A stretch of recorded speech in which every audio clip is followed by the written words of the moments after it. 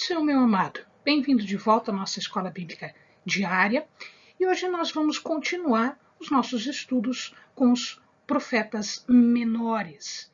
Então pega a sua Bíblia, pega o seu caderno de estudos, pega o seu lápis, sua caneta, enfim, se prepara, ora ao Senhor e vem conosco.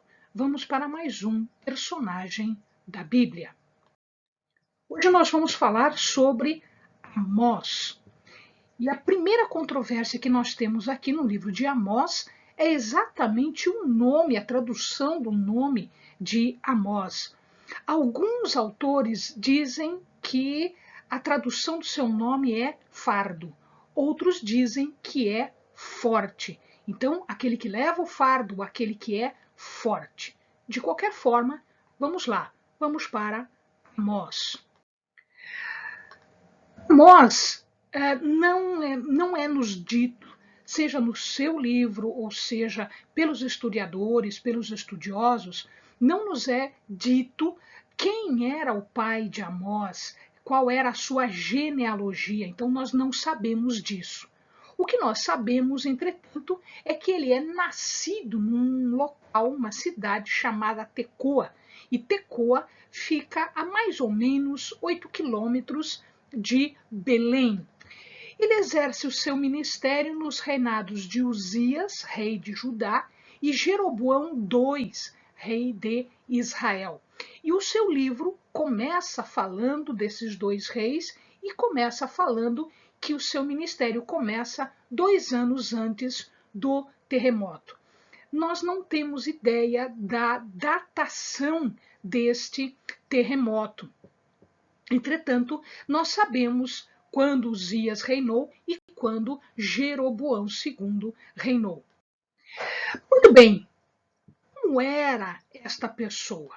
Nós sabemos, por aquilo que ele diz no seu livro, que ele era um cultivador de sicômoros, ou seja, ele colhia, ele trabalhava com sicômoros. Portanto, ele tinha aí uma atividade ligada à agricultura.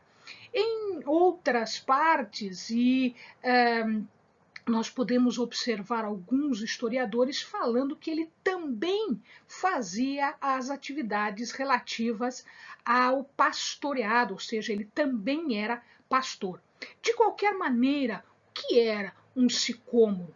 O amado está vendo aqui em cima uma árvore de sicômoro, é uma árvore grande, uma árvore frondosa, que nós podemos chamar também de figueira. Esta figueira, portanto, produzia um fruto, que está aqui colocadinho, para que o amado tenha ideia, os chamados figos. Era uma espécie de figueira, era uma espécie de figo. Portanto, esta era a atividade de Amós. Muito bem, durante o seu ministério, durante as suas atividades, Amós ele denunciou não só o rei na sua idolatria, na sua incorreção e imoralidade, como também os nobres. E ele também mexeu com os sacerdotes, ele denuncia também os sacerdotes. E isso provocou então uma ira, uma reação destas pessoas, mais especialmente por um sumo sacerdote, Amazias. Veja que esse não é o rei Amazias, existiu um rei de nome Amazias. Este Amazias que nós estamos falando era um sumo sacerdote que fazia suas atividades em Betel, na cidade de Betel. E óbvio, amados, quando alguém denuncia um mau comportamento, quando alguém denuncia uma improbidade, uma irregularidade, a pessoa denunciada não fica muito satisfeita. Então, o que Amazias fez? Amazias denuncia Amós como se ele fosse um conspirador contra Jeroboão, contra o rei Jeroboão II. Então, ele enfrenta aqui a ira dos sacerdotes, a ira dos poderosos, e inclusive a ira de Jeroboão, o rei. É óbvio que quando nós falamos, nós apontamos o erro, nós apontamos as coisas erradas, as pessoas denunciadas não ficam muito felizes. Muito bem, apesar dele ser um cultivador de sicômoros, um trabalhador que era um trabalhador mais humilde, ele não era de uma casta nobre, de uma casta real, ele era uma pessoa mais simples. Isso significa que ele não tinha uma educação simples, ele tinha conhecimentos internacionais, ele tinha conhecimentos de história, ele era uma pessoa viajada, uma pessoa que andava muito por todas as regiões por conta das suas atividades, e ele era conhecedor tanto de Samaria quanto de Jerusalém, que eram as duas capitais, Samaria, capital de Israel, e Jerusalém, capital de Judá. Então, esta pessoa, pelos seus escritos, dizem os historiadores e os estudiosos, ele tinha uma educação, tanto isto é, que ele demonstrava nos seus escritos uma habilidade em debates, uma habilidade na argumentação, nas suas explicações, e um conhecimento, uma habilidade em gêneros literários que ele utilizou na escrita do seu livro. O que estava acontecendo quando Amós foi chamado pelo Senhor para exercer o seu ministério? Então, nós estávamos vivendo aqui um período de paz, um período de prosperidade material. Por que esse período de paz e de prosperidade material? O principal inimigo antes era a Síria, Damasco, principalmente. Então, o que acontece? Quando o Israel, o povo de Israel, o reino de Israel estava em guerra contra a Síria, é óbvio que eles não podiam desenvolver a sua economia, não podiam estender as suas fronteiras, etc, etc. Quando a Assíria conquista a Síria, este inimigo desaparece. Então, eles têm um período de paz, um período de prosperidade material. Eles conseguem desenvolver esta prosperidade, esta riqueza material. Ora, esta prosperidade, esta paz, em verdade, não trouxe pontos muito positivos para o povo. Em verdade, o que aconteceu é que eles acabaram tendo uma degradação, uma corrupção, tanto social quanto religiosa. Não só em relação à idolatria, à prostituição religiosa, como também à corrupção social. Esta fase em que Amós foi chamado foi a fase de maior corrupção religiosa, a fase de maior perversão religiosa. E foi exatamente por conta disso que Amós, não só Amós, mas outros profetas, como nós já vimos e vamos ver ainda, foram chamados, principalmente nesta época de Jeroboão II, enfim, nesta época destes reis. Era preciso alertar o povo, era preciso falar ao povo que ele deveria se converter, se arrepender, não só do seu comportamento religioso ruim, ou seja, da sua idolatria, como também das suas imoralidades e da sua corrupção social. Havia, nesta época, uma grande opressão por parte dos ricos, dos poderosos, em relação aos pobres. Então, havia venda de sentenças, havia pessoas que enganavam os pobres para retirar dos pobres aquele pouco que eles tinham, porque os ricos, que eram ricos, queriam se tornar mais ricos ainda. E, portanto, eles acabavam prejudicando os mais pobres, os mais sensíveis, os mais fracos socialmente falando. Os pecados, então, desta época, além da idolatria e da imoralidade, que a gente já falou, eram também a corrupção em relação não só a pesos e medidas, mas também em relação ao pobre. Então, eles alteravam as balanças, eles alteravam as medidas para vender pelo mesmo preço uma coisa que não tinha a mesma medida, que era menor do que aquilo pelo qual eles estavam vendendo.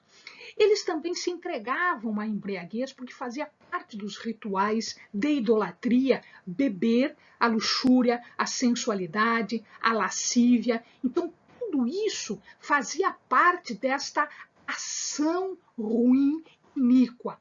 E principalmente, como a arqueologia provou depois, a luxúria. Então, foram encontrados artefatos, camas de marfim. Imagina, as camas eram feitas de marfim, taças de vinhos especiais, instrumentos de som, restos do aquilo que poderia ser chamado de banquetes, festas, enfim, isso tudo foi comprovado pela arqueologia. Mensagem ou as mensagens de Amós eram basicamente estas aqui. Primeiro, que Deus não estava se preocupando com a formalidade, com a cerimônia, com o rito. Deus não queria ritos vazios, cerimônias vazias. Deus queria uma moral ilibada, Deus queria um comportamento correto, um comportamento certo, reto. Então, ele diz aqui que nenhuma formalidade, nenhum rito poderia substituir o comportamento correto, o seguimento às regras e às leis de Deus. Ele estava chamando a atenção para que o povo se arrependesse. Isso que nós vamos ver aqui, só para exemplificar aos amados. 5, 13, 15. Portanto, o que for prudente guardará silêncio naquele tempo, porque o tempo será mau. Buscai o bem e não o mal, para que vivais. Então o Senhor, o Deus dos exércitos, estará convosco, como dizeis. Aborrecei o mal e amai o bem. Estabelecei a justiça na porta. Porta era o local onde o julgamento das pessoas acontecia. Talvez o Senhor, o Deus dos exércitos, tenha piedade do restante de José. Ou seja, já vislumbrando aí o que iria seguir. Então, Amós fala nos seus escritos, no seu livro, o julgamento que Deus faria, não só aos outros povos, como os sírios, os filisteus, os edomitas, os amonitas e os moabitas, mas ele começaria a julgar pelo seu próprio povo. Deus, quando julga, meu amado, ele começa em casa, ele começa arrumando a sua própria casa. E aqui o julgamento de Deus, né, a correção de Deus em relação ao seu povo é muito mais severa, é muito mais rígida. Veja lá, 8:11, vem dias, diz o Senhor Deus, em que enviarei fome sobre a terra, não fome de pão, nem sede de água, mas de ouvir as palavras do Senhor. O que ele está explicando aqui? Como o povo deixou a Deus, como o povo de Deus o deixa, larga dele, não respeita ele, então ele também deixaria o povo. E, portanto, o povo sentiria a falta da presença de Deus e dos benefícios que Deus sempre trouxe para o seu povo.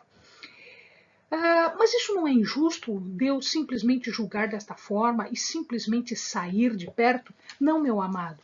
Porque ele explica, Amós explica um pouquinho antes, ali em 3:7, ele explica que ele está fazendo isso exatamente já tendo avisado antes. E veja, 3:7, certamente o Senhor Deus não fará coisa alguma sem ter revelado os seus segredos aos seus servos, os profetas. Nós estamos vendo aqui, nós temos 12 profetas menores e 4 profetas ditos maiores, e ele estava mandando todos eles falarem a mesma coisa. Portanto, ninguém poderia dizer eu sou desavisado.